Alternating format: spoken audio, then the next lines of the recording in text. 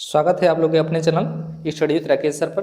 तो आज आप लोग के लिए हम लेकर आए हैं कक्षा 10वीं हिंदी का बहुत ही महत्वपूर्ण बहुविकल्पीय प्रश्न। तो इस वीडियो में 20 प्रश्न हम हल कराएंगे आप लोगों से। और आप लोग को भी मालूम है कि बोर्ड परीक्षा 2024 में आपका जो एमसीक्यू क्वेश्चन है प्रत्येक सब्जेक्ट में 20 प्रश्न आते हैं। तो इन प्रश्नों को ध्यान से देखिएगा और कितने प्रश्न आपके सही हो रहे हैं कमेंट बॉक्स में आप जरूर बताइएगा। तो आइए हम लोग शुरू करते हैं। वीडियो में आगे बढ़ने से पहले आपको बता दें, यदि आप हमारे चैनल पर नए हैं तो प्लीज़ चैनल को सब्सक्राइब कर लीजिएगा। वीडियो यदि आपको पसंद आता है तो वीडियो को लाइक जरूर करिएगा और इसे अधिक से अधिक शेयर करने का प्रयास कीजिएगा।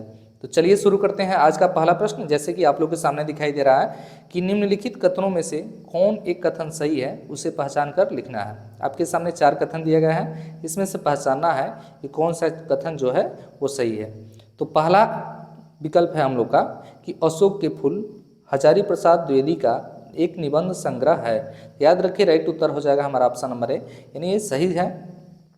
और यहीं हम लोग का पहचान करना था कि अशोक का जो फूल है, ये जो निबंध है वो किसका है, वो हजारी प्रसाद द्विवेदी जी का है। तो राइट उत्तर हो जाएगा ऑप्शन नंबर ए, यानी पहला विकल्प हम लोग का। ठीक है ना। चलिए दूसरा है कि घुमक्कड़ शास्त्र के लेखक कौन है। बहुत इंपॉर्टेंट प्रश्न है, याद रखिएगा इसका। तो घुमक्कड़ शास्त्र के लेखक कौन है, तो वो है राहुल शंकरियात्यायन। ठीक है ना। तो ऑप्शन नंबर जो भी होगा यानी ऑप्शन नंबर 2 हमारा राइट उत्तर हो जाएगा। तीसरा प्रश्न है कि ठूठा आम किसकी रचना है। याद रखिए इंपॉर्टेंट प्रश्न, भगवत शरण उपाध्याय की जो रचना है वो है ठूठा आम। चलिए अगले प्रश्न पर चलते हैं। पानी में चंदा और चांद में आदमी के लेखक कौन है। याद रखिए प्रश्न क्या है कि पानी में चंदा और चांद पे आदमी के लेखक कौन है। तो याद रखिए ऑप्शन नंबर ए, यानी जयप्रकाश भारती जो हैं इसके लिए लेखक हैं।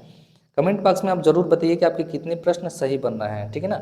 और ऐसे ही प्रश्न जो हैं बोर्ड परीक्षा में आते हैं, बहुत ज़्यादा हार्ड और हाई क्वालिटी के प्रश्न नहीं आते हैं, तो इसको आप लोग याद रखिएगा।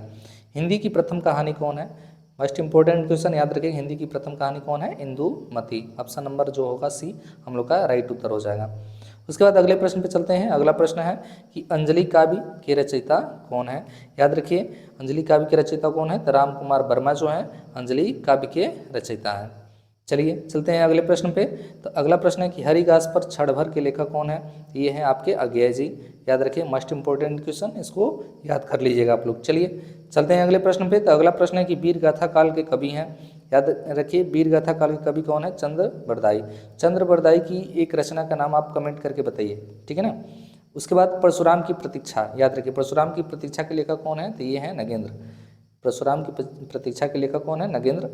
चलिए अगले प्रश्न पे चलते हैं। तो अगला प्रश्न है मोस्ट इंपोर्टेंट और बार बार पूछा जाने वाला प्रश्न कि आंसू के रचनाकार कौन है। तो आंसू जो है, आंसू के रचनाकार कौन है, तो ये है जयशंकर प्रसाद। उसके बाद हास्य रस का स्थायी भाव क्या होता है, तो हास होता है, सबको मालूम है। मोस्ट इंपोर्टेंट प्रश्न, याद रखिएगा ऑप्शन नंबर ए जो होगा राइट उत्तर होगा। उपमा के कितने अंग होते हैं। याद रखिए उपमा के कितने अंग होते हैं, तो उपमा के जो है 4 अंग होते हैं, यानी ऑप्शन नंबर ए जो होगा हम लोग का राइट उत्तर हो जाएगा। उसके बाद रोला में कितने चरण होते हैं, तो याद रखिए रोला में कितने चरण होते हैं, तो रोला में जो है आपके 4 चरण होते हैं। रोला में कितने चरण होते हैं, ऑप्शन नंबर ए जो होगा 4 चरण होते हैं रोला में।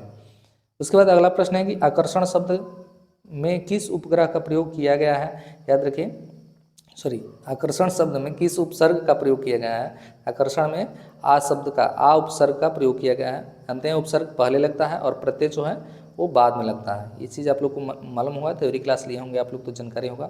शताब्दी में कौन सा समास है, तो याद रखिए शताब्दी में कौन सा समास है, तो द्विगु समास है, क्योंकि गणना पद आता है इसमें द्विगु समास में। समास का वीडियो हम डाल चुके हैं चैनल के में, जाकर देखिए शॉर्ट्स में समास का एक ट्रिकी वीडियो हम डाले हैं, जाकर उसको देख लीजिए। अगर जो वीडियो देख लेते हैं तो सोच लीजिए कि समास जो है आपको रटने की और बहुत ज़्यादा समझने की जरूरत नहीं पड़ेगी, आराम से समास के सभी प्रश्नों को आप हल कर सकते हैं। रात का तत्सम क्या होगा, तो याद रखिए रात का तत्सम क्या होगा आपका रात्रि। रात का तत्सम क्या होता है, रात्रि। तद स्त्रीलिंग शब्द का पंचमी विभक्ति बहुवचन का रूप होगा, तो ये क्या होगा आपका ताभ्य। ऑप्शन नंबर ए जो होगा राइट उत्तर होगा। अगले प्रश्न पे चलते हैं। अगला प्रश्न है कि वाक्य का वह भाग जो उद्देश्य के बारे में सूचना देता है वो क्या कहलाता है, तो याद रखिए वाक्य का वह भाग जो उद्देश्य के बारे में सूचना देता है वो कहलाता है विधेय। अगले प्रश्न पे चलते हैं। अगला प्रश्न है कि जब वाक्य की क्रिया के लिंग वचन पुरुष कर्म के लिंग वचन और पुरुष के अनुसार होते हैं। याद रखिए, देखिए ध्यान से प्रश्न पढ़िए। कह रहा है कि जब वाक्य की क्रिया के लिंग वचन और पुरुष के कर्म के लिंग वचन और पुरुष के अनुसार होते हैं तो उसे क्या कहते हैं, तो उसे कहते हैं कर्मणि प्रयोग। याद रखिए उसे क्या कहते हैं, कर्मणी प्रयोग। उसके बाद अगला प्रश्न है कि जिन शब्दों का प्रयोग संज्ञा के स्थान पर किया जाता है, बहुत आसान प्रश्न है, संज्ञा के स्थान पर किसका प्रयोग किया जाता है, सर्वनाम का। ठीक है, तो 20 प्रश्न है, इसमें से आप लोग कमेंट करके बताइएगा कि कितने प्रश्न आपके सही हो रहे हैं। और ये बहुत इंपॉर्टेंट प्रश्न है, ऐसे हम 5 जो है वीडियो बनाएंगे, यानी 100 प्रश्नों का एक श्रृंखला है, इससे बाहर आपका पूछा जाने वाला नहीं है। ठीक है ना। उसके बाद इंपॉर्टेंट प्रश्नों की श्रृंखला कल आपको सुबह में हम बता देंगे कि कितने आपके जो इंपॉर्टेंट निबंध के टॉपिक जो हैं उसमें से 10 निबंध के टॉपिक रहेंगे, 10 को यदि आप तैयार कर लेते हैं तो बहुत ज़्यादा आपको टेंशन लेने की ज़रूरत नहीं है, उसी में से जो है बार बार प्रश्न पूछे जाते हैं घुमाकर। ठीक है ना। तो वीडियो कैसा लगा कमेंट बॉक्स में आप जरूर बताइएगा। मिलते हैं अगले वीडियो में, तब तक देखते रहिए आप लोग का अपना channel study with Rakesh sir.